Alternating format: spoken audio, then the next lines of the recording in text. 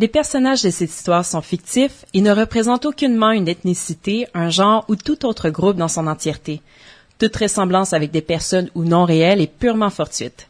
Leurs histoires sont inspirées d'incidents réels et furent racontées par une équipe composée de personnes noires, autochtones et racisées.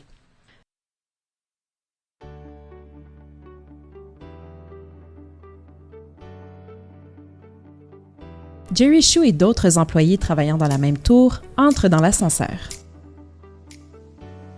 Je crois qu'on est un peu trop nombreux dans l'ascenseur.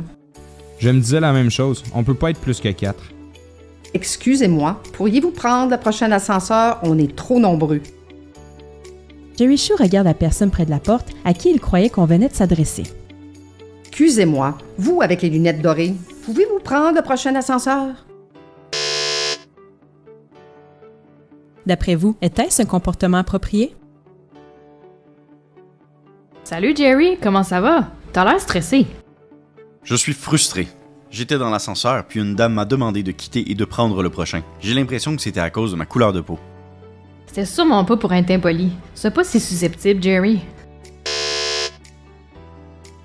Que pensez-vous de cette remarque? Au départ, j'ai trouvé ça vraiment humiliant qu'on ne me demande qu'à moi de quitter l'ascenseur. J'ai eu l'impression que cette dame a pris cette décision uniquement à cause de mon apparence. Le pire, c'est que personne n'a remis en question sa requête raciste. Et lorsque j'essaie d'en parler à mes collègues, on sous-entend que je fais une montagne de rien et que je suis susceptible. Elle veut sûrement me rassurer, mais en fait, elle invalide mon ressenti et je me sens incompris. Voyons maintenant de quelle manière cette scène pourrait être plus inclusive. Je crois qu'on est un peu trop nombreux dans l'ascenseur. Excusez-moi, vous avec les lunettes dorées, pouvez-vous prendre le prochain ascenseur? Ça me rend mal à l'aise que vous ayez demandé à ce monsieur de quitter au lieu de prendre vous-même le prochain ou de demander à la personne la plus près de la porte de quitter. C'est moi qui partirai. Merci de l'avoir souligné. Je suis frustré. J'étais dans l'ascenseur, puis une dame m'a demandé de quitter et de prendre le prochain. J'ai l'impression que c'était à cause de ma couleur de peau. Je suis désolée que tu sois tombé sur une personne comme elle. Ça n'aurait jamais dû arriver. Si tu veux, on pourra en parler aux ressources humaines pour voir si c'est possible d'en discuter avec les gens de l'entreprise pour laquelle elle travaille. Ce genre de choses ne devrait jamais arriver dans une société inclusive. Merci Yann, j'apprécie ton soutien. Bonjour, je m'appelle William et j'ai adopté une posture d'allié envers cet homme que je connaissais pas. J'ai reconnu mon privilège et compris que c'était mon devoir de promouvoir l'égalité et l'inclusion. Ce n'est pas une manifestation du complexe du sauveur blanc.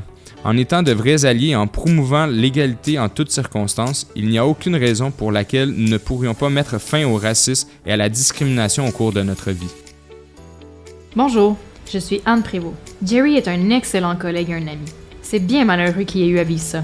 Nous allons rapporter cet incident à notre gestionnaire et demander qu'il y ait une politique claire contre le racisme et la discrimination, au sein de notre entreprise, mais aussi dans tout le building. Nous vivons dans des communautés de plus en plus diversifiées. Pour réussir à organiser, unifier et responsabiliser nos milieux de travail, il faut d'abord apprendre à agir de manière solidaire. En tant qu'allié, on peut soutenir, encourager et se porter à la défense d'autres personnes ou groupes. Il s'agit parfois de tendre la main, de prendre position contre les microagressions et les blagues racistes, ou de prendre la parole pour dénoncer publiquement une injustice ou de la discrimination. Changer une culture d'entreprise pour accroître la diversité, l'égalité et l'inclusion est une tâche monumentale qui nécessite la collaboration de l'ensemble du personnel, pas que des personnes qui subissent de la discrimination.